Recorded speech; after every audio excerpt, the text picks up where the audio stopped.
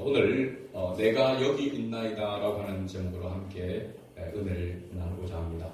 내가 여기 있나이다 라고 하는 이 하나님 앞에서의 응답은 성경에 몇 군데 이렇게 나와 있고, 특별한 사람들에게 하나님께서 부르실 때에 그 부르심에 대한 대답, 응답으로 내가 여기 있나이다 라고 이렇게 대답하는 그런 장면이 나옵니다. 성경에 창세기에 보면은 하나님께서 아브라함을 부르실 때에 아브라함아 아브라함아 라고 이렇게 부르십니다. 창세기 22장 1절 말씀에 그때 아브라함이 내가 여기 있나이다 라고 이렇게 대답을 합니다. 또 창세기 46장 2절에 가서 보면은 여호와 하나님께서 야곱아 야곱아 라고 이렇게 부르실 때에 야곱이 내가 여기 있나이다 라고 이렇게 대답을 합니다. 또 한 군데 우리가 잘 아는 출애굽기 3장 4절 말씀에 보면은 여호와 하나님께서 누굴 부르시죠? 모세를 부릅니다. 모세야 모세야 라고 부를 때에 내가 여기 있나이다 라고 모세가 대답을 합니다.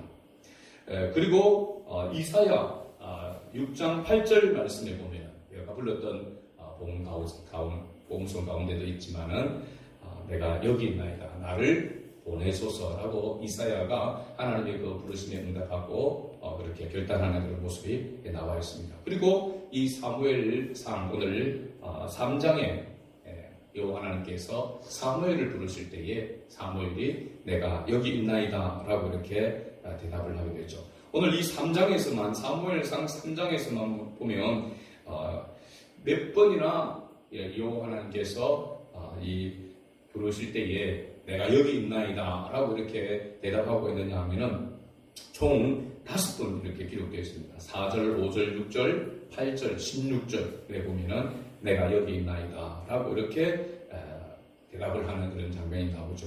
그리고 여호와께서 사무엘을 부르셨다라고 하는 그 기록이 총 4번이 나옵니다. 4절과 6절과 8절과 10절에 이렇게 각각 기록되어 있습니다. 그러니까 사무엘상 이 3장은 여호와의 부르심과 그 부르심에 대한 응답에 관한 말씀이다라고 하는 것을 알 수가 있습니다. 그리고 이 사무엘상의 말씀이 기록된 시대가 사사시대라고 했습니다. 아직 왕이 세워지기 전 사사시대라고 했습니다. 이 사사시대의 영적인 상태가 바로 사사기 맨 마지막 절에 기록되어 있죠. 그때에 이스라엘에 왕이 없으므로 사람들이 각각 자기의 소견에 옳은 대로 행하였더라 라고 이렇게 이야기하고 있는 것과 마찬가지로 당시에 이스라엘의 영적인 그런 상태가 상당히 좋지 못한 그런 가운데 있었다라고 하는 것을 말씀해 주는데 오늘 1절 말씀에도 그렇게 이야기를 하고 있습니다. 1절을 다시 한번 읽어볼까요? 3장 1절 아이 사무엘이 엘리 앞에서 여호와를 섬길 때에는 여호와의 말씀이 희귀하여 이상이 흔히 보이지 않았더라. 여기 이상은 환상을 말합니다. 하나님께서 보여주는 꿈이나 이런 것들을 통해서 볼 수 있도록 보여주는 그런 이상, 환상, 그리고 들려지는 하나님의 말씀이 뒤로 들려지는 그런 음성이 희귀했다라고 이렇게 이야기하고 있습니다. 이 희귀했다라고 하는 그 말씀을 이렇게 찾아보니까 그냥 희귀한 것이 아니라 거의 없는 상태를 말하고 있습니다. 그러니까 이러한 일이 거의 없는 상태를 말하고 있습니다. 완전 영적으로 침체되어 있었던 그런 상태를 이야기를 하고 있는 것이죠. 그 당시에 하나님께서 하나님의 백성에게 말씀하실 때에는 하나님이 세우신 선지자나 제사장을 통하여서 하나님께서 직접 계시를 이렇게 주은 것입니다. 말씀을 들려주시고 환상을 보여주어서 백성에게 드러내게 하셨는데 수십 년 동안 그러한 일이 없는 침묵의 시기가 있었다라고 합니다. 여호와 하나님께서 말씀하지 않으시는 침묵의 시기였다라고 하는 것을 이야기해 주고 있죠. 사실은 하나님의 말씀이 없었다라기보다는 하나님의 말씀을 깨닫는 그런 시간이 없었다라고 보는 것이 맞을 것입니다. 그런데 왜 이러한 하나님의 은혜가 하나님의 말씀하시는 하나님의 계시가 희귀한 그런 시대가 되어졌는가라고 하는 거 보면 그 원인이 있음을 봅니다. 그 원인이 바로 그 당시 지도자였던 제사장의 그러한 영적 타락의 문제에 있었다라고 하는 것을 사무엘상은 드러내고 있습니다. 엘리 제사장의 그런 부분을 이야기하고 있고, 엘리 제사장의 아들들이 또한 타락하고 있는, 제사장 가문이 타락해 있는 그런 모습을 통하여서 그 당시에 얼마나 이 영적인 암흑 상태에 있었는가, 침체 가운데 있었는가. 그래서 하나님의 말씀, 하나님의 이상이 희귀하겠던 그런 때가 되었는가라고 하는 것을 보여주고 있는 것이죠. 2절에 보면 엘리 제사장의 눈이 점점 어두워 가서 잘 보지 못하는 그때라고 이야기하고 있습니다. 안 그래도 영적으로 침체된 가운데 있는데 제사장의 나이가 더 해감으로 말미암아 노화가 되어져서 들을 수 있는, 일반서도 들을 수 있는 그 귀가 멀어가는 그런 때, 그러니까 이게 얼마나 영적 침체가 깊은가라고 하는 것을 보여주고 있는 것이죠. 또 한 가지 당시 이스라엘의 영적 상태를 보여주는 단어가 반복적으로 이렇게 나오는데 1절부터 9절까지 보면은 대략적으로 한 7번 정도가 이렇게 반복해 나오는 단어가 있습니다. 뭘까요? 누웠다는 말입니다. 누웠다. 여호와의 말씀이 희귀할 때 그 말씀이 다시 들려지기 시작했다면 눕지 말고 일어나야 정상인데, 근데 계속해서 보면은 누우라, 그리고 누웠더니 라고 이렇게 말하고 있습니다. 오늘 우리가 하나님의 말씀이 하나님의 말씀으로 들려진다면 그 말씀을 붙들고 일어나야 될 줄로 믿습니다. 말씀을 붙들고 일어난다는 말은 구체적으로 하나님의 그 말씀에 따라서 순종의 자리로 나아가야 된다라고 하는 것을 의미하는 것이죠. 오늘 우리에게 이러한 은혜가 있기를 주의 이름으로 축복합니다. 아멘. 이런 암울한 시대, 영적 캄캄한 흑암의 시대에 한 줄기에 빛을 비추는 그러한 말씀이 기록되어 있습니다. 바로 3절 말씀입니다. 3절 다시 읽어봅니다. 하나님의 등불은 아직 꺼지지 아니하였으며 사무엘은 하나님의 교회에 있는 여호와의 전 안에 누웠더니, 여기 보면 하나님의 등불이 아직 꺼지지 아니하였다라고 이렇게 말하고 있습니다. 하나님의 등불이 꺼졌다면 완전히 죽어진 영적 죽음 상태에 놓이는 것인데, 아직 등불이 꺼지지 않고 희미하게 그 등불이 그래도 비추어지고 있었던 그때라고 이야기를 하고 있습니다. 그러면서 이 바로 사무엘을 하나님께서 예비하시는 그러한 모습을 보이죠. 사무엘은 하나님의 교회에 있는 여호와의 전에 누웠더니, 여호와의 교회, 하나님의 교회는 바로 하나님의 법궤를 말합니다. 그 법궤 위에 뭐가 있습니까? 바로 뚜껑에 있는 그룹이 있는 그 자리를 바로 시언좌라 이렇게 얘기합니다. 시언좌. 그 시언좌라고 하는 이곳이 바로 뭐냐면 하나님의 임재가 있는 곳이다라고 이렇게 말하고 있는 것이죠. 자, 영적 캄캄한 흑암 가운데서 하나님께서 사무엘을 준비하십니다. 이 사무엘을 통하여서 하나님께서 말씀하시기를 원하시고, 그 말씀을 통하여 하나님께서 하나님의 백성을 회복시키시고 치유하시기를 원하시는 그 뜻이 있는 것이죠. 그래서 이 하나님의 등불, 그리고 이 사무엘은 아직 꺼지지 않는 바로 다시 피어날 또 활활 타오를 희망을 알려주는 바로 그 사인이다, 신호다라고 이렇게 말하고 있는 것이죠.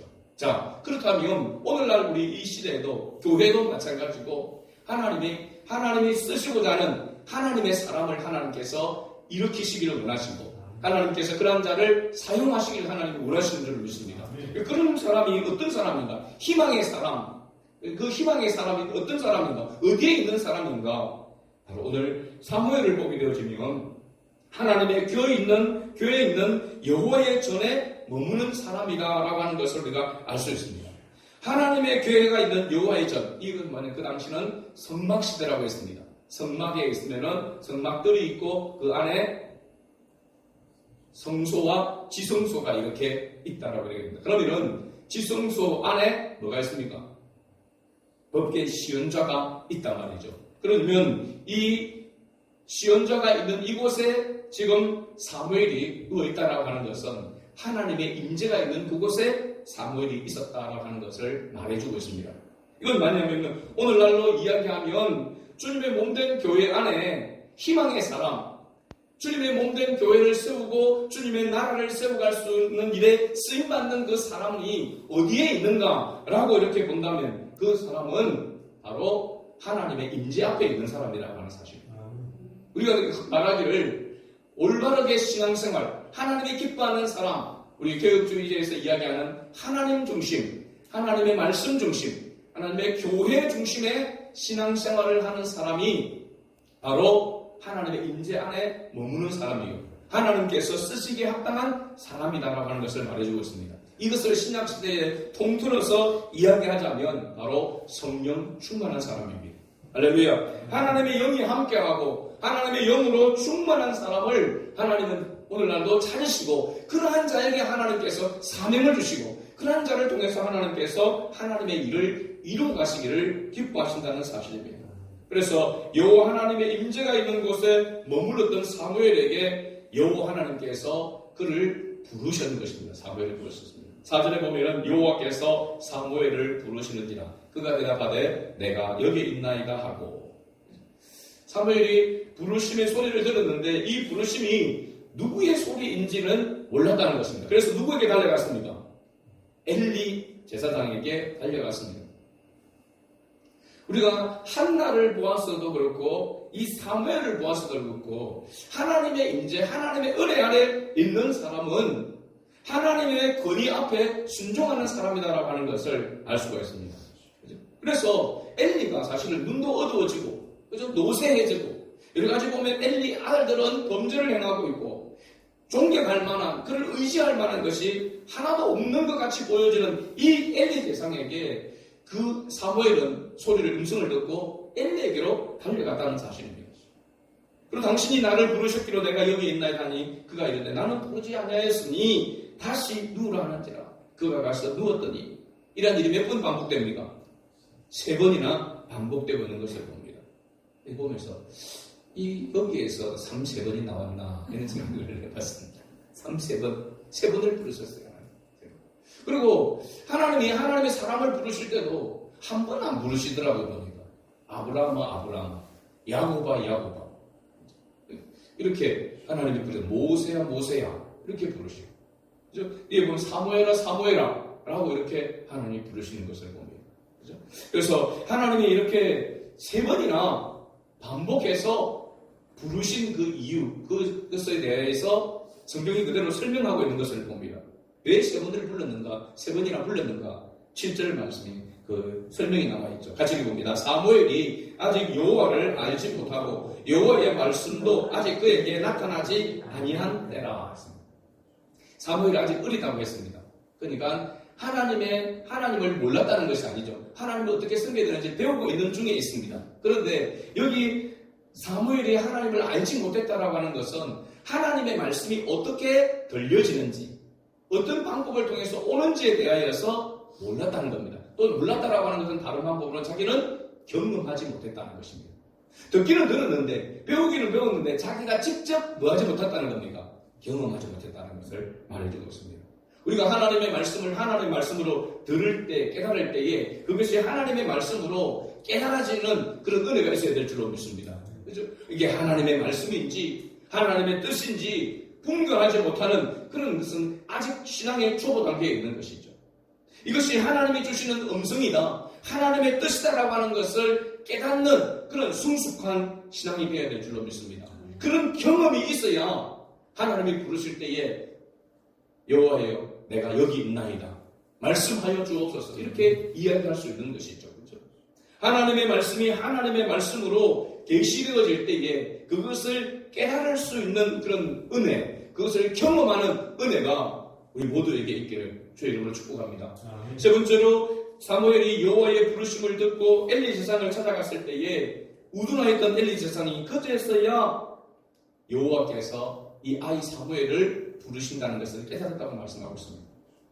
8절 말씀에 보면은 여호와께서 세 번째 사무엘을 부르시니라. 그가 일어나 엘리에게로 가서 이르되 당신이 나를 부르셨기로 내가 여기 있나이다 하니 엘리가 여호와께서 이 아이를 부르신 줄을 깨닫고, 세 번이나 부를 때야 세 번째 되었어야 알았다는 겁니다. 깨달았다는 겁니다. 이런 것도 그 당시에 어떤 제사장으로서의 영적 민감성이 많이 떨어져 있었다라고 하는 것을 보여주는 것이죠. 그리고 여호와의 부르심에 대하여 어떻게 응답하는지를 이제 가르쳐 줍니다. 9절 말씀을 읽어봅니다. 엘리가 사무엘에게 이르되 가서 누웠다가 그가 너를 부르시거든 네가 말하기를 여호와여 말씀하옵소서 주의 종이 듣겠나이다 하라 하니 이에 사무엘이 가서 자기 젖소에 누우니라. 오늘도 우리의 이 모습이 이 사무엘과 동일한 그런 모습으로 하나님 앞에 임해야 될 줄로 믿습니다. 항상 주님의 말씀을 받을 때에 주여 말씀하여 주옵소서 종이 듣겠나이다 라고 하는 이 태도와 모습이 오늘 우리에게도 동일하게 필요한 줄로 믿습니다. 한번 따라해 봅시다. 말씀하옵소서 주의 종이 듣겠나이다. 아멘. 주의 종, 목회자만 아니라 모두가 주의 종인 줄로 믿습니다. 모두가 하나님의 말씀, 주여 말씀하여 주옵소서 주의 종이 듣겠나이다 라고 하는 이 태도와 모습으로 주님 앞에 나아가야 될 줄로 믿습니다. 주일날 우리가 말씀을 듣는 이 시간에도 주님 말씀하여 주옵소서 듣겠습니다. 주의 말씀으로 듣겠습니다 라고 하는 그런 태도와 자세로 우리가 주의 말씀을 받을 때에 하나님의 은혜 위에 은혜가 임하게 될 줄로 믿습니다. 근데 사무엘에게 임한 하나님의 말씀이 어마무시한 경고의 메시지라고 하는 것을 보여줍니다. 11절 우리가 읽지 않았지만은 11절 말씀을 한번 읽어볼까요? 여호와께서 사무엘에게 이르시되 보라 내가 이스라엘 중에 한 일을 행하리니 그것을 듣는 자마다 두 귀가 울리리라. 여기 두 귀가 울리리라라고 하는 이 말씀은 어떤 의미냐? 제가 이걸 묵상하면서 생각해봤습니다. 군대 이야기를 해서 좀 과하지만 제가 군대에 갈 때에 훈련소에서 훈련을 받고 자대로 배치될 때에 이 주특기가 주어집니다. 제가 주특기를 뭘 받았냐면 군종 주특기를 받았습니다. 신학교를 한 학기 다니고 갔기 때문에 신학교 다녔다라고 해서 군종은 뭐냐면 이 군 안에 있는 교회에 목사님이 있기도 하고 근데 병사들에서 그 목사님을 신분하는 뭐 교회로 보면은 교육전수사 비슷한 역할을 하는 그게 군종병입니다. 군종병. 그래서 군종병 입군을 받았으니까 다들 부르하고 군종병 편하단다 막 그렇게 하고 교회에서 생활하기도 하고 그렇기 때문에 좀 편하다 그렇게 해서 군종병 주특기를 받았습니다. 그래서 좋아하고 가고 있는데 그게 사단으로 내려가니까 이미 군종병이 티오가 다 차가지고 군종병으로 못 간대요. 그래가지고 주특기가 뭘로 바뀌냐면 일빵빵 그냥 보병으로 바뀌었어요. 그래가지고 자대로 갔더니만 자대 가니까 뭘로 또 바뀌냐면 81mm 박격포병으로 바뀌었습니다. 81mm 박격포. 한 번도 보지도 못한 그거를 이제 거기에 자대에 가서 보고 이제 배운 거죠. 보고 배우고 막 이렇게 포를 설치하는 것들 깎고 하는 거 막 크게 했는데 어느 날 이제 포를 쏘는 날이 왔습니다. 포를 쏘는 한 번도 본 적이 없는데 포를 쏘는 날이 왔는데 밤에 야간에 조명탄을 쏘는 겁니다. 조명탄. 근데 일반 이게 살상 무기로 쏘는 탄을 갖다가 고폭탄이라고 얘기했는데 그건 그렇게 소리가 그렇게 크지가 않습니다. 장작을 그렇게 많이 안 달기 때문에. 근데 이 조명탄을 최대로 쏘아야 되기 때문에 그 폭약을 많이 넣어서 최대로 넣어서 쏘습니다. 그리고 그냥 평지에서 쏘는 것이 아니라 이게 벙커 같은 안에서 설치돼서 쏘기 때문에 소리가 엄청나게 크다는 겁니다. 그래서 이게 쏘기 전에 고참들은 귀에다가 뭘 넣더라고요. 보니까 기막히게 해요. 교사님들은. 근데 저는 안 주는 거예요. 그래서 왜 그건 없습니까? 이렇게 이야기하니까 신병대는 쫄병대는 그냥 경험해야 된대. 그냥 경험해. 다 그래 했는데 그래가지고 하나 둘 셋 하면 이제 분대장이 그 탄을 탁 넣습니다. 그러면 팍 터지는데 하나 둘 셋 하니까 소리를 크게 질러요. 입을 다물고 있으면 콧구멍이 나가니까 입을 벌려야 된대. 그래서 하나 둘 셋 터졌어요. 얼마나 소리가 졌는데 그냥 그 한순간 멍 해가지고 그냥 그 우정의 무대 촬영해가지고 카메라맨이 그거 촬영할 거라고 했다가 이거 귀 막고 하면 안 된다고 했더니만 괜찮다고 했는데 그 소리 듣고 뒤로 내잡혀져가지고 그 촬영을 못했어요. 그 정도로 소리가 강합니다. 그때 귀가 막 해가지고 잠시 동안 정신이 멍하던 그 상태가 바로 이 두 귀가 울리리라 라고 하는 이 상태입니다. 지금. 그러니까 뭘 말하느냐면은 엄청난 충격을 한 번도 맛보지 못했던 충격을 받은 상태를 두 귀가 울렸다라고 하는 이 표현이 원어적으로 그렇게 표현이 되어 있습니다. 이 엄청난 경고가 왜 엄청난 경고인가 라고 하는 것은 자기가 지금 모시고 있는 엘리 제사장 그 가정에 대한 경고의 메시지였기 때문에 그렇습니다. 그 경고의 메시지가 바로 12절부터 14절까지 나와 있습니다. 하나님께서 엘리의 집을 영원토록 심판하겠다고 이렇게 얘기했습니다. 그가 아는 죄악 때문이니 이는 그가 자기 아들들이 저주를 자청하여 금하지 아니하였음이라고 했습니다. 그러므로 내가 엘리 집에 대하여 맹세하기를 엘리 집의 죄악은 재물로나 예물로나 영원히 속죄함을 받지 못하여. 이 말은 뭐냐면 내가 말한 대로 그대로 실행하겠다. 그대로 행하겠다라고 이렇게 말하고 있습니다. 그러니까 앞에도 경고했던 그 말씀처럼 엘리의 그 가문에 노인이 없게 했다고 했습니다. 젊을 때 다 죽이겠다는 거예요. 다음이 없도록 만들겠다라고 이렇게 이야기했습니다. 얼마나 엄청난 벌입니까? 이 경고의 메시지를 사무엘이 듣고 감히 엘리 제사장에게 이 말을 할지는 못합니다. 알리지는 못하죠. 너무 두려워서, 너무 충격을 받았기 때문에 당연한 그런 모습입니다. 그런데 엘리 제사장이 사무엘을 불러서 그에게 임한 메시지를 들려달라고 이야기합니다. 분명히 하나님께서 너에게 말씀하셨는데 그 메시지를 들려달라. 네가 말하지 않으면 하나님이 네게 벌 위에 벌을 내리를 원한다고 하면서 핍박 저주까지 하면서 알려달라고 이렇게 이야기를 하죠. 그러니까 사무엘이 어쩔 수 없이 숨기지 못하고 다 말하게 됩니다. 참으로 안타까운 그런 모습이죠. 그래서 이 경고의 메시지를 전하게 되어집니다. 그러니까 사무엘의 입장에서는 얼마나 마음이 안타깝겠습니까? 여러분, 우리가 설교를 하나님의 말씀을 들을 때 어떤 사람들은 하나님의 말씀을 들으면서 목사님이 자기를 친다라고 이렇게 이야기하는 사람이 있습니다. 자기에게 찔리는 그런 설교를 한다라고 이렇게 이야기하는 사람이 있습니다. 최근에 제가 어떤 목사님 이야기를 이렇게 들었습니다. 성도 중에서 자기를 싫어하고 사상근 댓글을 거는 집사님이 있어가지고 부부가 그렇게 하더라는 겁니다. 그래서 설교를 일을 해도 그렇고 저를 해도 그렇고 그래서 설교를 그냥 아예 저처럼 지금 사무엘상 순서대로 그냥 이렇게 본문을 해 나갔다는 겁니다. 그러면은 내가 억지로 본문을 정해가지고 그렇게 자기를 치기 위해서 그 본문을 정한 건 아니니까 순서대로 나가니까 그런데도 불구하고 그렇게 설교를 하는데도 불구하고 또 자기를 친다고 그렇게 이야기하더라는 겁니다. 그렇게 결국은 친다 자꾸 그렇게 해가지고 자기만은 아니라 다른 사람들까지 그렇게 선동을 하고 그래가지고 몇 사람이 이렇게 나갔다 이야기를 하더라고요.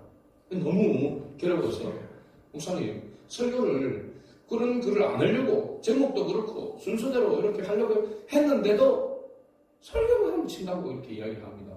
그렇게 이야기를 하더라고요. 제가 여러분들에게 늘 이야기죠. 목회자와의 관계가 여러분 막히면 안 되는 겁니다. 그죠? 왜냐하면 목회자와 관계가 막히게 되어지면 이게 사람이 감정이 가지고 있기 때문에 그 감정 때문에 하나님의 말씀이 하나님의 말씀으로 안 들려집니다. 사람의 말로만 들립니다. 그래서 하나님의 말씀은 안 듣고 희한하게 그 사람은 사람의 말만 듣습니다. 사람의 말로만 들어요. 곡해를 하게 되는 것이죠. 그래서 자기를 친다 그러고 자기를 미워한다 그러고 교모하게 그렇게 한다 그러고 그죠? 그렇게 이야기를 하는 겁니다. 사람의 말로 이렇게 듣게 되게끔 하는 그런 사람도 물론 있을 수 있겠죠. 그죠? 설교 때라도 내가 이 설교를 가지고라도 그러면 안 되지만 그런 사람 있을 수도 있어요. 그죠?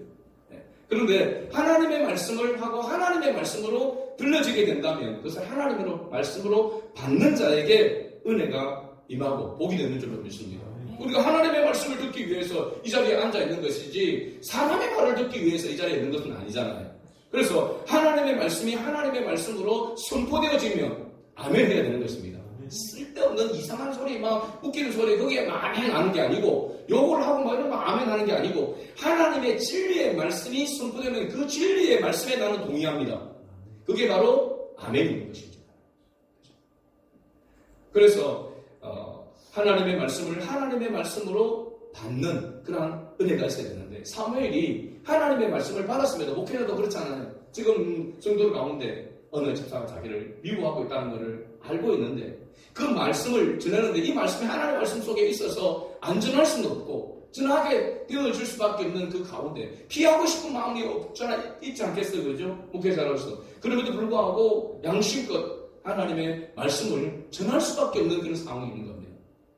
그런데 그런 말씀을 가지고 나를 친다라고 이렇게 이야기하고, 치는 건 맞습니다.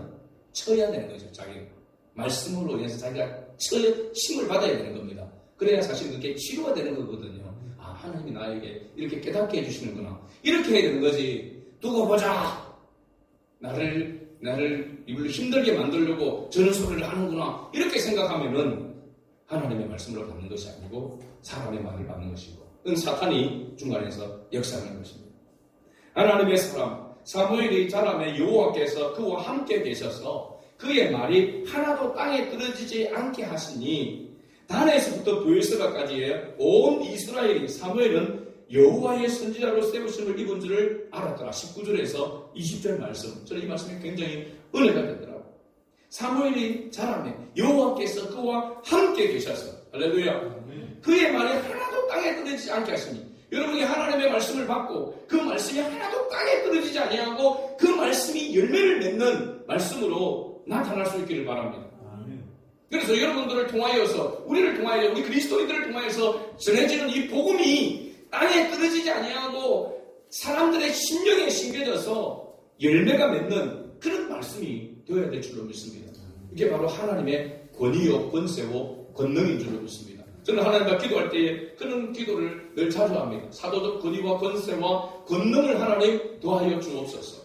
나의 입술을 통하여 선포되는 하나님의 말씀이 하나님의 말씀의 권위 그대로, 하나님의 말씀 능력 그대로, 하나님의 말씀의 권세 그대로 선포되어 줄 수 있도록 은혜를 베풀어달라고. 목회자뿐만 아니라 여러분들이 사람들에게 전도를 할 때에도 그 하나님 말씀 복음에 바로 이와 같은 권위와 권세와 권능이 나타나게 될 줄로 믿습니다. 그렇게 될 때에 하나님의 나라가 힘있게 세워져 가는 줄로 믿습니다. 오늘 말씀을 뵙습니다. 오늘 우리는 어떤 상황 가운데 우리 자신이 있는지를 돌아봐야 합니다.